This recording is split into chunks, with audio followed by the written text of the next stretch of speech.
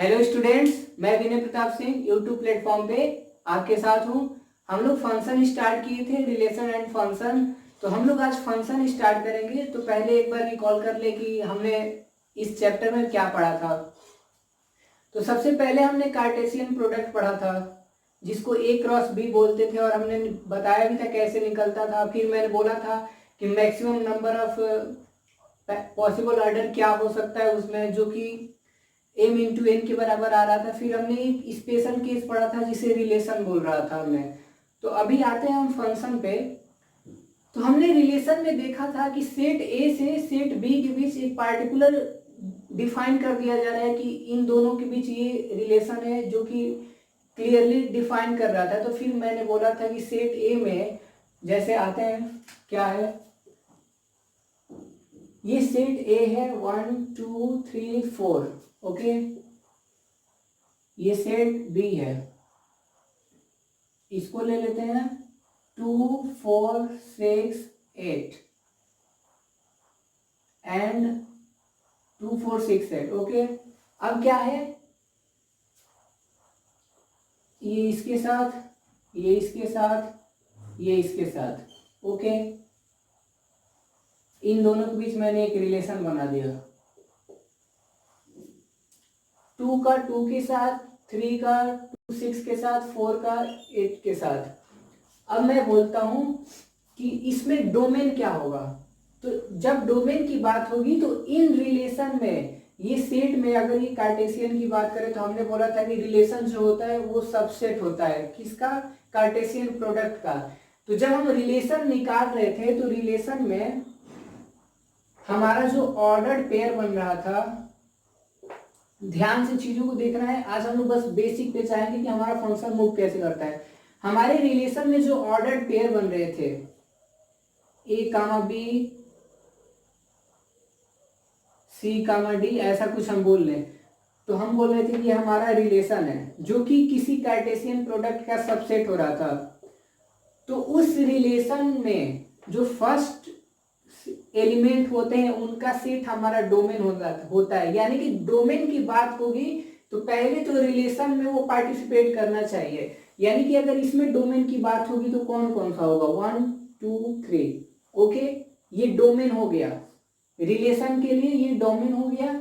और ये हमारा पूरा सेट को डोमेन है, हमारा पूरा सेट को डोमेन है। लेकिन हमारे सेट ए के एलिमेंट की रिलेशन सेट बी में है, वो किसके साथ है, इसके साथ है, इसके साथ है और इसके साथ है। यानी कि जिसके साथ रिलेशन है वो हमारा रेंज होता है, ठीक है। यानी कि ये तीनों हमारे रेंज होंगे इस रिलेशन के लिए।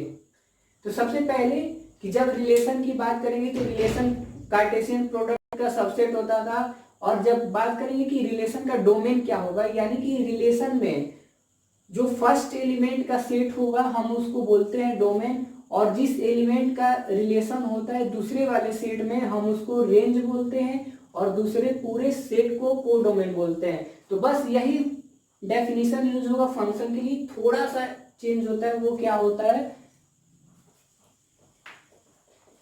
अब फंक्शन क्या होता है एकदम बेसिक आराम से जाना है, क्योंकि अगर बेसिक क्लियर है तो हो जाएगा। अब फंक्शन में, फंक्शन एक स्पेशल रिलेशन है जिसमें क्या होगा, फंक्शन एक स्पेशल रिलेशन है जिसमें सेट ए के प्रत्येक एलिमेंट का इमेज होगा सेट बी में। मैं क्या कह रहा हूं कि फंक्शन एक स्पेशल टाइप का रिलेशन है। अब रिलेशन के लिए दो सेट चाहिए, सेट ए सेट बी। तो सेट ए के जितने एलिमेंट होंगे उन सारे एलिमेंट का इमेज होगा सेट बी में। और कंडीशन ये है कि सारे एलिमेंट का इमेज यूनिक होगा। आते हैं देखते हैं।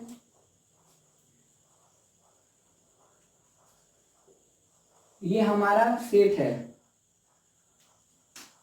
ये ए ये बी, ठीक है। फंक्शन पे है हम लोग, फंक्शन हम समझना स्टार्ट कर दिए हैं। बेसिक पे बस जाना है। जैसे बोले A B C D, Ajay Bhanu China, China China ले लेते हैं, चीन, ठीक है। एंड देहरादून। ठीक है, अब क्या कह रहे हैं कि अगर एक और ले लेते हैं इसमें,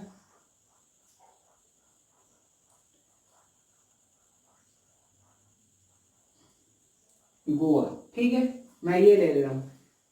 अब देखिए, मैं वही कंडीशन लगा रहा हूं कि ए से इसमें फंक्शन की बात हो गई। ठीक है, ए से भी फंक्शन। अब फंक्शन ये कहता है कि सेट ए के सारे एलिमेंट का इमेज होना चाहिए सेट बी में। अब क्या है कि f is a function from A to B. Okay, f एक फंक्शन है सेट ए से सेट बी। अब उसने डिफाइन क्या किया, बस कि जो हमारा ये अल्फाबेट है, लेटर है, उससे नेम स्टार्ट होगा। तो ए से स्टार्ट होने वाला अजय, बी से स्टार्ट होने वाला भानु, सी से स्टार्ट होने वाला चाइना, डी से देहरादून। ठीक है, यानी कि हमारे सेट ए के एलिमेंट ए का इमेज है अजय, जो कि यूनिक है क्योंकि इसका कोई और इसका रिलेशन किसी और के साथ नहीं है। इसमें बी का भानु के साथ है, इसका रिलेशन किसी और के साथ नहीं है। सी का चाइना के साथ, डी का देहरादून के साथ। अब ये गोवा बच गया, लेकिन हमारे पास सेट ए में कोई एलिमेंट छूटा नहीं है। तो पहली बात कि जब हम फंक्शन को डिफाइन करेंगे तो यूनिक इमेज बननी चाहिए, हर एलिमेंट का यूनिक इमेज बनना चाहिए। इसको हम बोलते हैं इमेज, इसको हम बोलते हैं इमेज, यानी कि सेट ए के लिए ये अजय जो है इमेज है। ओके, और इसको हम बोलेंगे प्री इमेज।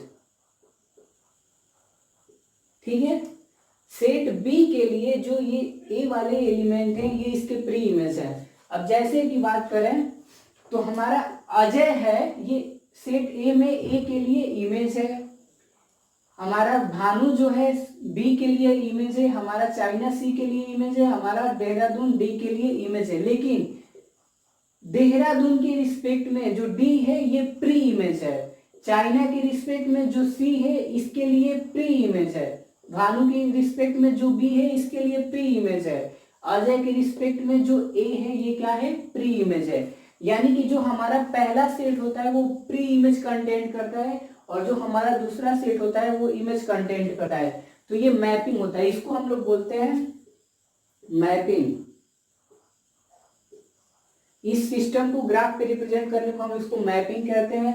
अब एक चीज यहीं पे फेल करते हैं इसको, हमारा एक ये है, ये हम ले लेते हैं 1 -1 2 -2। ठीक है, ये ए है, ये बी है, ये 4, ये 1, ये 4। ठीक है, दो इमेज है, और ये बताना है कि ये फंक्शन है कि नहीं। तो हम देख रहे हैं कि अगर 1 का स्क्वायर करेंगे तो 1 आएगा। ठीक है, ये -1 का स्क्वायर करेंगे तो भी 1 आएगा। ठीक है, 2 का स्क्वायर करेंगे तो भी 4 आएगा, -2 का स्क्वायर करेंगे तो भी 4 आएगा। अब देखिए, ये चेक करना था कि ये फंक्शन है कि नहीं। मैंने दो इंटीजर लिया प्लस माइनस लेके कि +1 -1 +2 -2, और इधर इसका स्क्वायर लिखा। 1 का स्क्वायर करेंगे 1 आएगा, -1 का स्क्वायर करेंगे 1 आएगा, 2 का स्क्वायर करेंगे 4 आएगा, -2 का स्क्वायर करेंगे 4 आएगा। अब क्या हुआ कि ये फंक्शन है कि नहीं। तो फंक्शन का डेफिनेशन ये कहता है कि सेट ए के ईच एलिमेंट के लिए सेट बी में यूनिक इमेज होनी चाहिए। जब हम 1 की बात करेंगे तो 1 का इमेज क्या होगा, 1 होगा। जब हम -1 की बात करेंगे तो इसका इमेज क्या होगा, 1 होगा। जब हम 2 की बात करेंगे तो इसका इमेज क्या होगा, 4 होगा। जब हम -2 की बात करेंगे तो इसका इमेज क्या होगा, 4 होगा। ओके, अब यहाँ पे यानी कि ये सेट डिफाइन है, हर एलिमेंट के लिए स्क्वायर करने पे इमेज अलग आ रही है ना। 1 कर रहे हैं तो 1, इसके रिस्पेक्ट में ये अलग है, इसके रिस्पेक्ट में ये अलग है, क्योंकि फंक्शन ये कहता है कि x² है। ओके, y = fx², मतलब कि आप वैल्यू स्क्वायर कर दीजिए। तो 1 करेंगे फिर भी 1 आएगा, -1 करेंगे फिर भी 1 आएगा, 2 करेंगे फिर भी 4 आएगा, -2 करेंगे फिर भी 4 आएगा। यानी कि ये फंक्शन डिफाइन है। अब क्या होता है, एक और लेते हैं मैपिंग में छोटा सा ये फंक्शन। ठीक है, ये ए बी। अब ये ले लेते हैं अजय, अरुण, भास्कर, छोटा ले लेते हैं,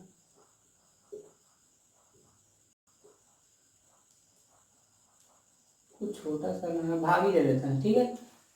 अब इसमें क्या है कि सेम यही वाला है कि जो सेट बी में क्या है कि इस लेटर से स्टार्ट होने वाले नेम है। अब ए से स्टार्ट होने वाले कितने हो गए, अजय हो गया, ए से स्टार्ट होने वाला क्या हो गया, अरुण हो गया, बी से स्टार्ट होने वाला भावी हो गया। बट कंडीशन क्या था कि फंक्शन ये कहता था कि हमें यूनिक इमेज चाहिए, हम किसी दो के नहीं हो सकते, हम एकलौते हैं और हमारे लिए यूनिक ही चाहिए। तो लेकिन यहाँ पे जब ए की बात हुई तो ए के दो इमेज बन गए, एक अजय बन गया, एक अरुण बन गया।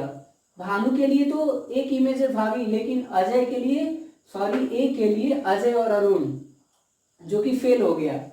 यानी कि हमारे सेट ए में यहाँ पे एक एलिमेंट के दो इमेज बन गए, एक एलिमेंट के दो इमेज बन गए, तो हमारा ये फंक्शन नहीं है, ये हमारा फंक्शन फेल हो गया, ये फंक्शन के डेफिनेशन को फॉलो नहीं करता है। तो हमने अभी 3 केस देखा, तो तीनों से ये पता चला कि सेट ए के सारे एलिमेंट की एक ही इमेज होनी चाहिए। जो अगर एक इमेज है तो हम बोल देंगे कि ये फंक्शन है, अगर नहीं है तो हम बोल देंगे ये फंक्शन नहीं है। जैसे कि यहाँ पे हर एलिमेंट के लिए यूनिक इमेज था तो हमने बोला ये फंक्शन है, यहाँ पे भी हर एलिमेंट के लिए यूनिक इमेज था तो हमने बोला ये फंक्शन है, और यहाँ पे एक एलिमेंट के लिए दो इमेज बन गया तो हम बोलेंगे ये फंक्शन नहीं है। तो इसको हम मैपिंग बोलते हैं। अब इसको हम मैथमेटिकली देखते हैं, लिखते कैसे हैं।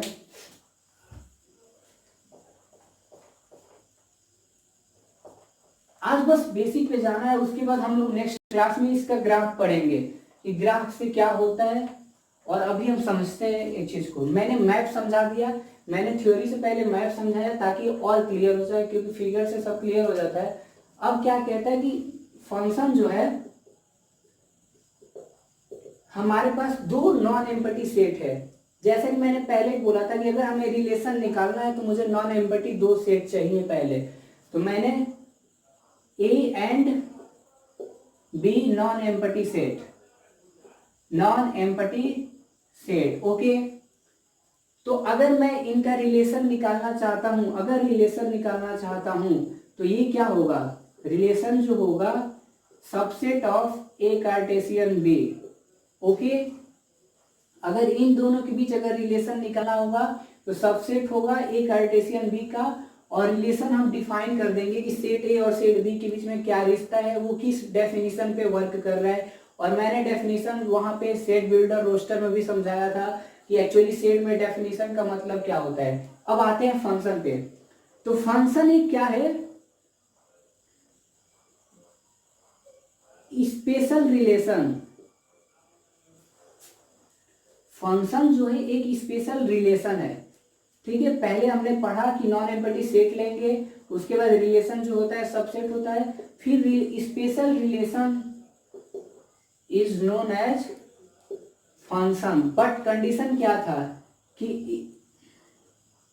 Each element of set A has only one and unique image in set B. एक ऐसा स्पेशल रिलेशन जो क्लियरली ये बताता है कि अगर आपको फंक्शन समझना है तो पहली कंडीशन ये है कि आपके सेट ए के सारे एलिमेंट की unique and only one image होनी चाहिए सेट बी में, तभी वो फंक्शन हो सकता है। अब आते हैं कैसे लिखते हैं, तो ऐसे लिखते हैं if is a function from A to B, ठीक है। इफ एक ऐसा फंक्शन है जो सेट ए और सेट बी के बीच में है, इसको और कैसे लिखते हैं, और इफ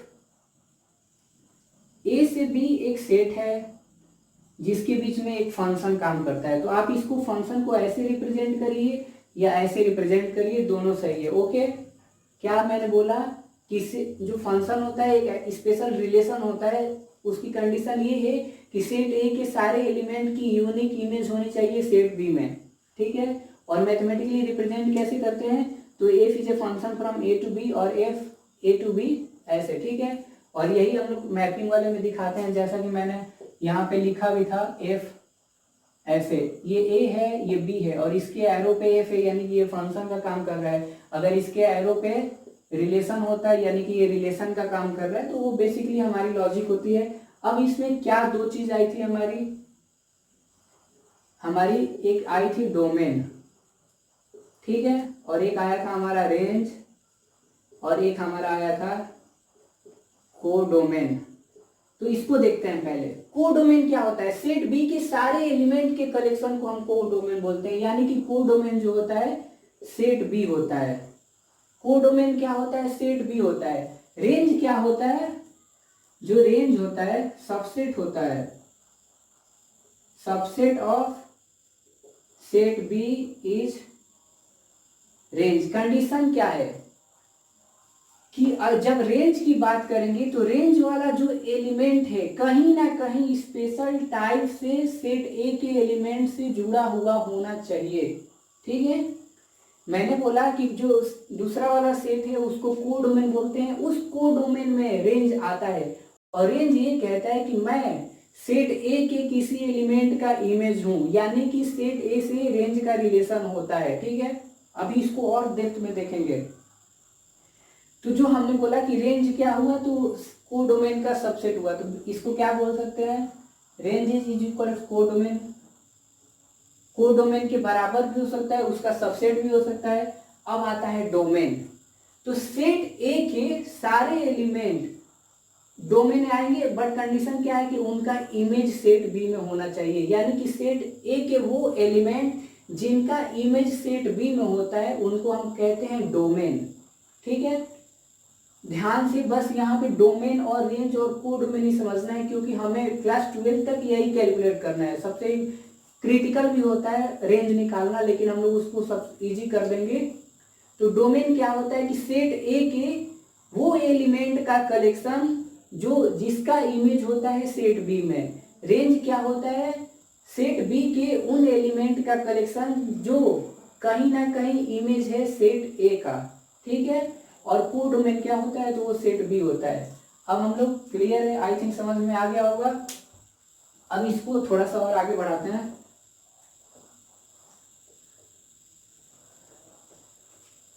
आज हम बस बेसिक जाएंगे, क्योंकि अगर बेसिक क्लियर होगा तो हमारा फंक्शन फंसेगा नहीं। अब मैंने क्या बोला कि y equal to f x, ठीक है। ये चीज मैंने एक जगह डिस्कस भी किया है फिजिक्स में, मैथमेटिकल टूल में। ये क्या कह रहा है कि y एक फंक्शन है x का। ये क्या है? ये फंक्शन ऑपरेटर है। जो ये छोटा वाला f है वो ऑपरेटर है, वो ये कह रहा है कि आपको फंक्शन पढ़ना है। यहाँ पे x क्या है? वेरिएबल है। अब यहाँ पे आप खुद सोचिए कि क्या कह रहा है कि y, अगर मुझे y को यहाँ डिफाइन करना होगा तो वो बोलेगा कि y एक फंक्शन है जो कि x का है, यानी कि अगर x चेंज होता है तो y चेंज होगा।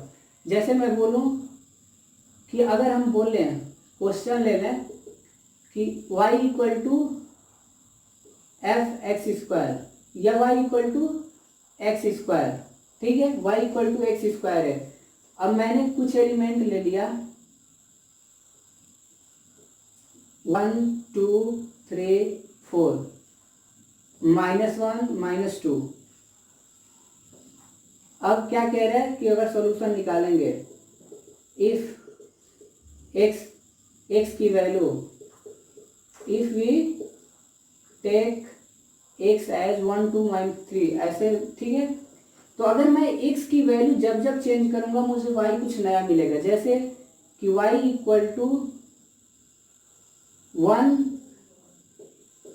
का कब? जब x की वैल्यू हम क्या लेंगे? 1 लेंगे, ठीक है।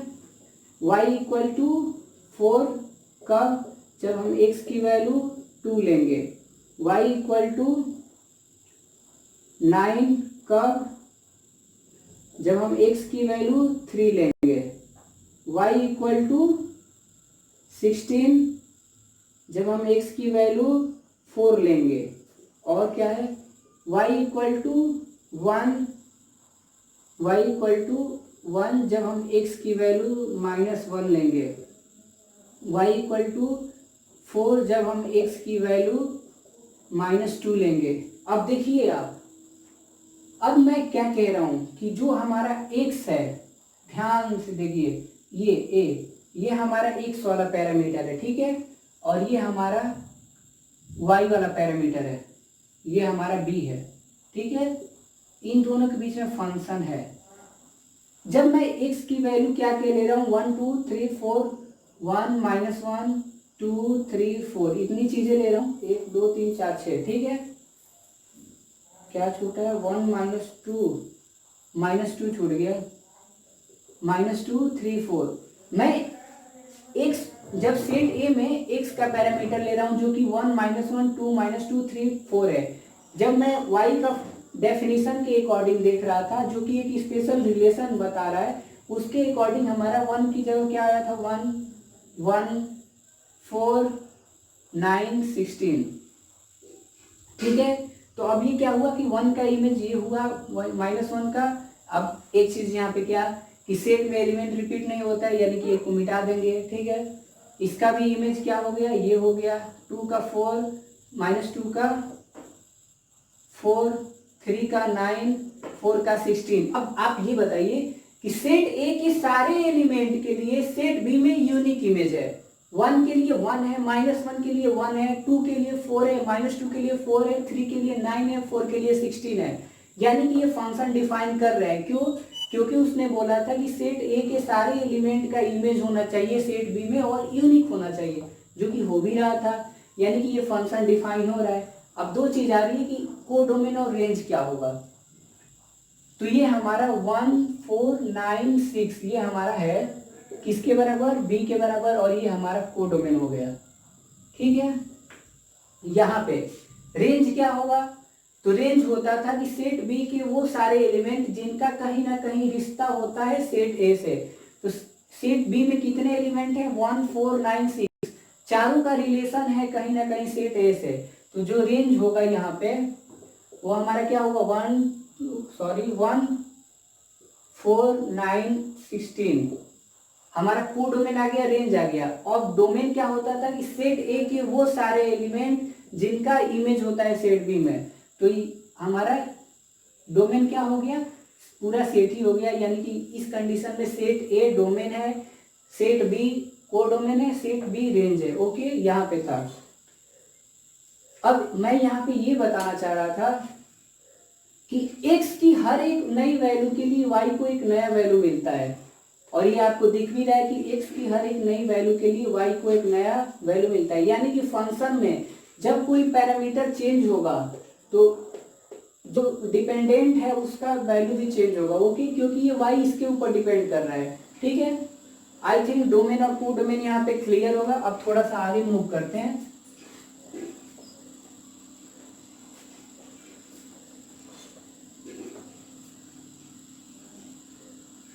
अब ये देखिए y = fx, जरूरी नहीं है कि आपको वो x के रिस्पेक्ट में देगा, ठीक है।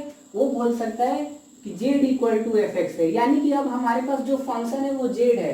z किसका फंक्शन है, x का। जरूरी नहीं कि वो z हो, वो xt हो सकता है। यानी कि हमारा जो LHS का पैरामीटर है वो कुछ भी हो सकता है, हमारा RHS का पैरामीटर भी कुछ भी हो सकता है। जैसे मैं बोलूं कि y = ft, तो अब ये जो फंक्शन y है वो t का है।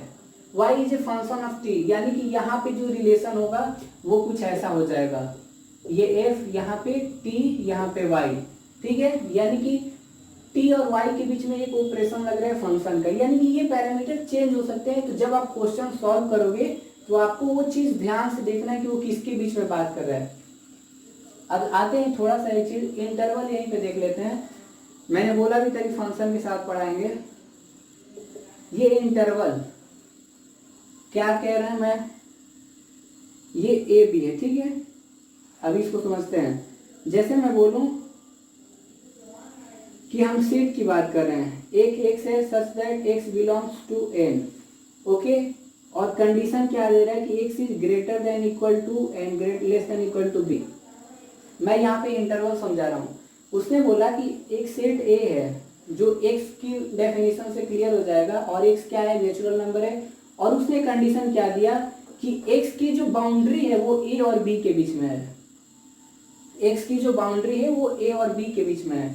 अब यहाँ से आते हैं यानी कि इसका मतलब क्या हुआ कि जब हम इस फंक्शन की बात करेंगे तो ये x जो होगा greater than equal to a and less than equal to b, ठीक है। यानी कि हम ये इक्वालिटी कंडीशन है, यानी कि मैं x इक्वल टू a ले सकता हूँ, ये इक्वालिटी कंडीशन है यानी कि x इक्वल टू b भी ले सकता हूँ। यानी कि x की जो वैल्यू फ्लक्चुएट करेगी बाउंड्री के अंदर वो a से b तक जा सकती है। तो एक्चुअली हम लोग इसको कैसे दिखाते हैं, तो यहाँ पे हम कहते हैं कि x बिलोंग्स टू, समझने के लिए कि x belongs to a comma b, यानी कि जब आप ये इंटरवल यूज करोगे, ए बी यूज करोगे, तो उस केस में ए और बी दोनों इंक्लूड हो जाएगा। क्या कह रहा हूं कि जब हम x के लिए ए और बी यूज करेंगे तो वहां पे हमारा ए और बी भी यूज हो जाएगा। जैसे मैं बोलूं कि x बिलोंग्स टू 3 5, ओके, और मैं ले लूं कि y equal to x square, means that कि आप जब x की वैल्यू लोगे तो 3 और 5 के बीच में लोगे, तो 3 4 5 ये प्लस इंफिनिटी, ये हमारा माइनस इंफिनिटी, ठीक है। हमें क्या कह रहा है कि अगर आप इस फंक्शन को डिफाइन करना चाहते हो जो कि y equal to x square है, तो आपको एक बाउंड्री दी जा रही है कि आप इस फंक्शन के लिए या इस सेट के लिए जो डिफाइन है y equal to x square, यहाँ पे आप x की वैल्यू जो है 3 से 5 तक ले सकते हो। तो 3 ये है यानी कि मैं 3 ले सकता हूँ, 3 और 5 के बीच में 4 आता है यानी कि मैं 4 भी ले सकता हूँ, और 5 भी आ रहा है यानी कि मैं 5 भी ले सकता हूँ, ठीक है। यानी कि इस ब्रैकेट का मतलब होता है कि इंटरवल को इंक्लूड करना है, ठीक है। इस ब्रैकेट का मतलब हुआ कि इंटरवल को इंक्लूड करना है अपने रिजल्ट में।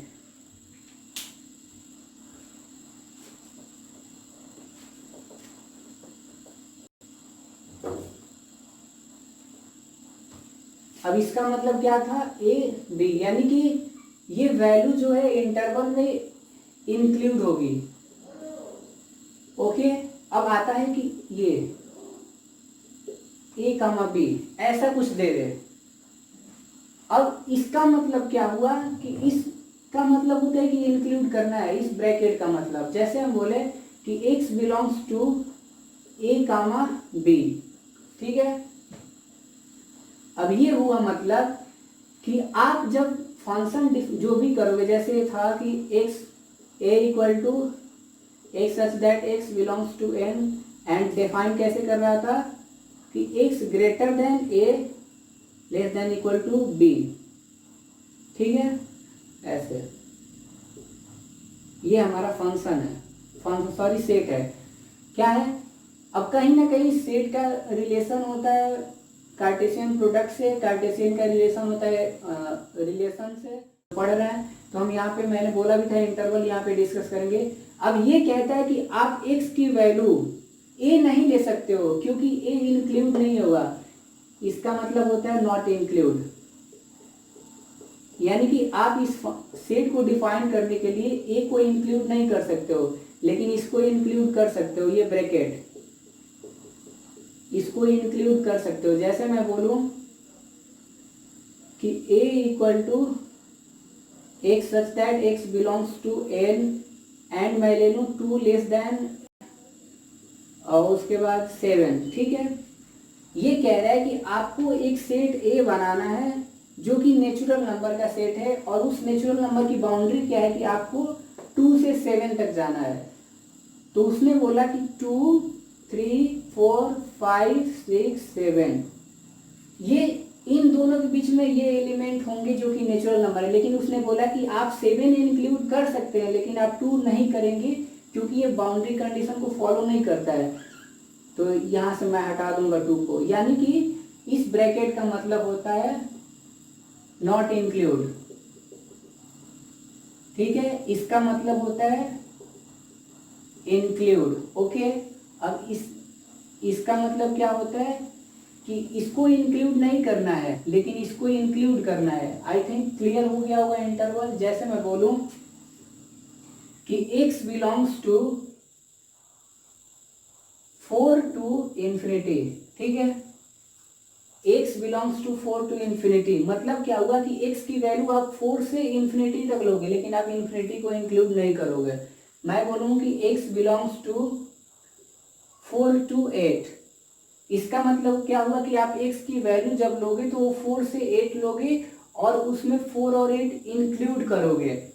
अगर मैं बोलूँ कि x बिलोंग्स टू 3 9, इसका मतलब क्या होगा कि आप जब x की वैल्यू लोगे तो 3 और 9 के बीच लोगे और उसमें 3 और 9 इंक्लूड नहीं लोगे, यानी कि बाउंड्री वाले जो नंबर हैं उनको इंक्लूड नहीं करते हैं। कब? जब ये ब्रैकेट होता है। बाउंड्री वाले नंबर इंक्लूड होते हैं तब जब ये ब्रैकेट होता है। ओके, क्लियर हो गया? एंड होना भी चाहिए।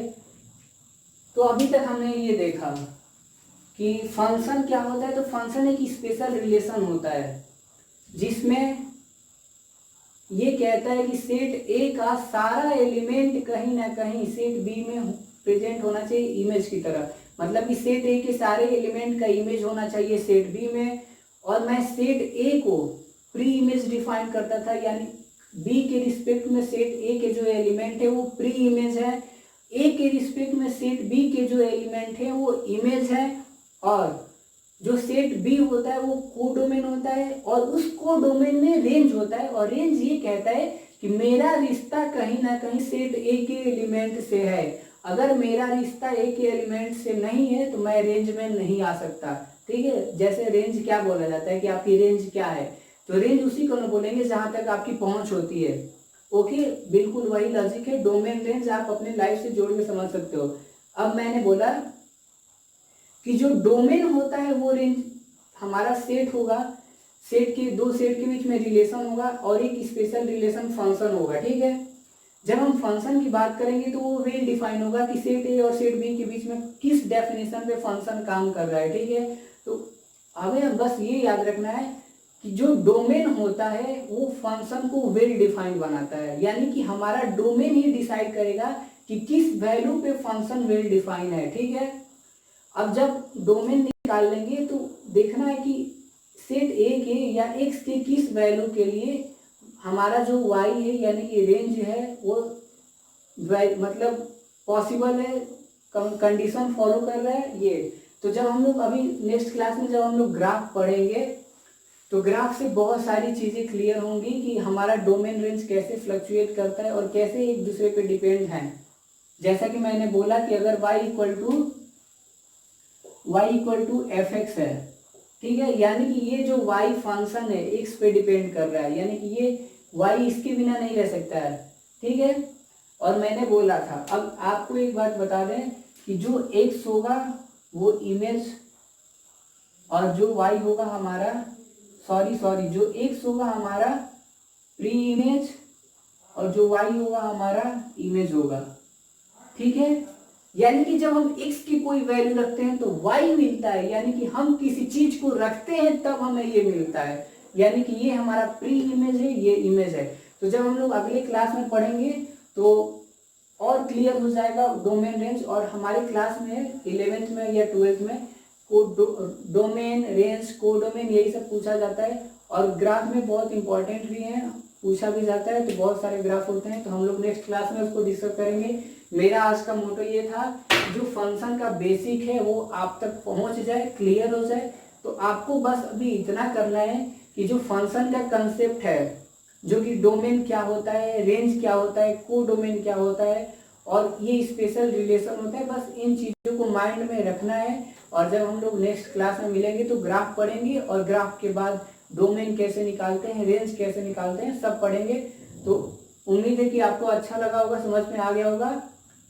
फीडबैक जरूर दीजिएगा, भूलिएगा मत, क्योंकि आपके जो फीडबैक होते हैं हमारे लिए अप्रिशिएट करते हैं, हमें मोटिवेट करते हैं कि हम और चीज़ों को अच्छे से करें। तो फीडबैक जरूर दीजिएगा। Thanks for watching.